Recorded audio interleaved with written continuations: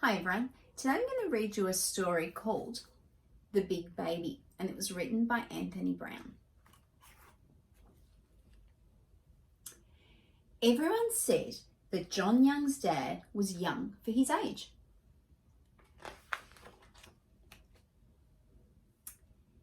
He did have young clothes and young hairstyles.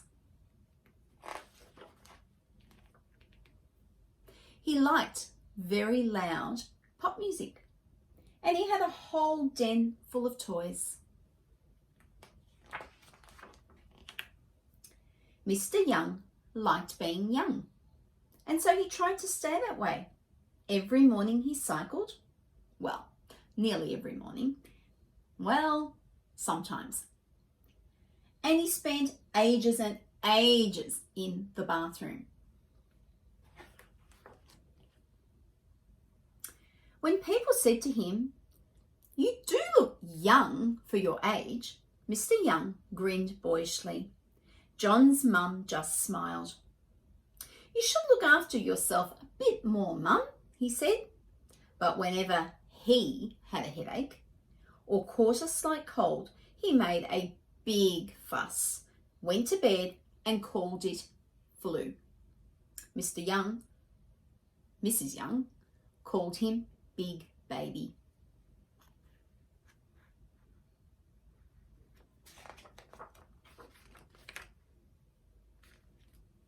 One evening, he came home bursting with excitement.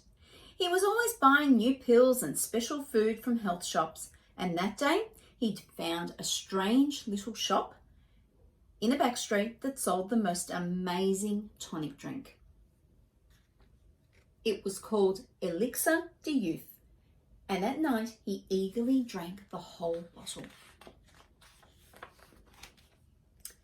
Well, John's very fond of his dad, really, but when his mum called him into their bedroom the next morning, John just burst out laughing. There in bed with his mother was a baby with his dad's face. "Oh, he's really done it now, hasn't he?" said Mrs. Young, and there was just a little bit of a smile on her face too. "The first thing we must do is put a nappy on him. He's soaking," she said. "John, can you get one from the bottom drawer while I clean him up?" Mr. Young tried to say something, but all that came out of his mouth was ga ga ga ga. Afterwards, Mrs. Young carried him downstairs for breakfast, and John fetched his old high chair from the basement. His dad made a real mess of his muesli. They took him for a walk later, and everyone stopped and made a big fuss of him.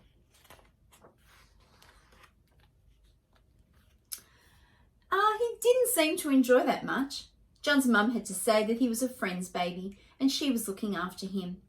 Mr. Young tried to say something, but all they could hear was bogga, bogga, bogga, bogga.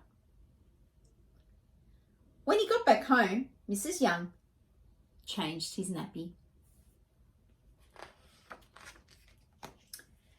John tried playing with him and very carefully built him a tower, but as usual, Mr. Young didn't seem interested in playing with his son.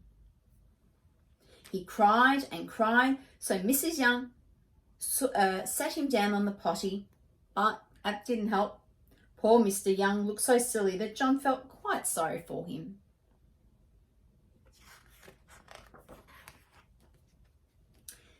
John's mum put his dad to bed and he slept for hours.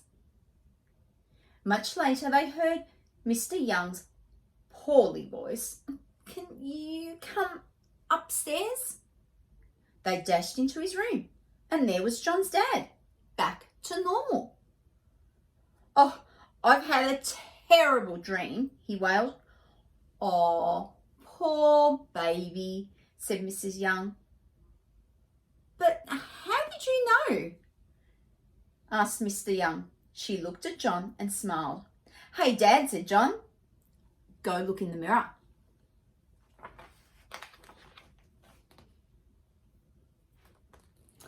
And he saw his first grey hair.